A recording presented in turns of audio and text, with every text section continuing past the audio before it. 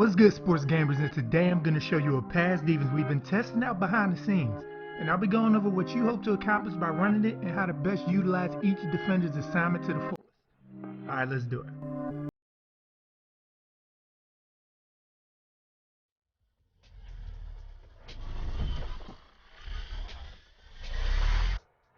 Sports Gamers Online is the #1 source for the sports gamer.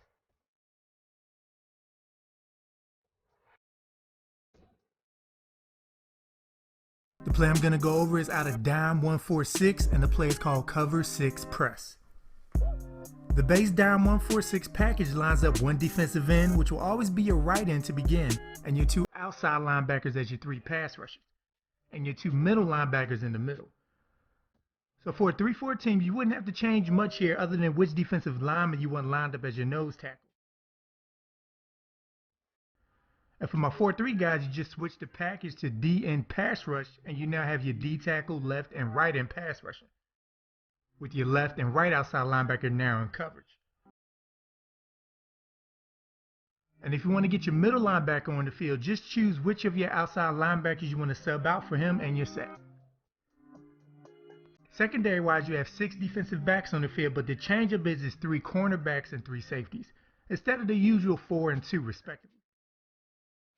Down 146 allows the strong safety to come down as another underneath defender while his backup comes on the field at the normal strong safety spot. So if you have a big hitter at safety, you'll be able to put him in position to get a lot more big hits playing basically as a linebacker now. Now because cover 6 is a cover 2 and cover 4 hybrid, it has each coverage's strengths and weaknesses. The cover 2 side has the cornerback playing a cloud flat assignment, which means he'll protect the deep outside first, then rally down on anything thrown in front of him.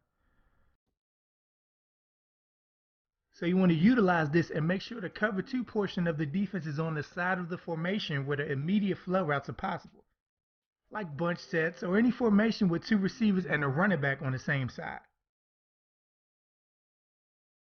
The goal we want is to delay when the post corner route comes open, if he does at all, by having a cornerback play in between the receivers, giving your pass rush more time to get home, or force the quarterback to check it down. And formations where there are 3 receivers on one side spread out like trips, trio, and empty sets, where stuff like 4 verts are possible, you want to align the cover 4 portion of the defense to that side, so you're not outnumbered deep. As to who to use to control versus sets that have 3 receivers on one side, I like to control the linebacker on that side and take away any quick developing routes like curls, drags, and slants by the innermost receiver. But be prepared on the slants and drags to jump back into your original spot if a receiver is about to run into the area you just left.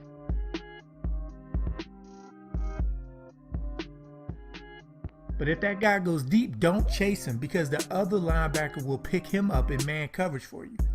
So you're free to cover the next man that comes into your zone or the next receiver closest to you.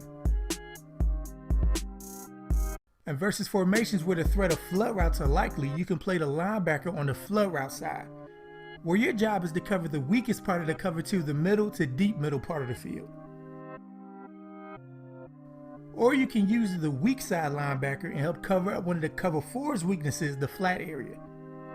Because if more than one receiver is attacking the purple zone, which will happen in sets like this, the sideline ends up wide open. Now you can play around with how close or far back you want either corner to play.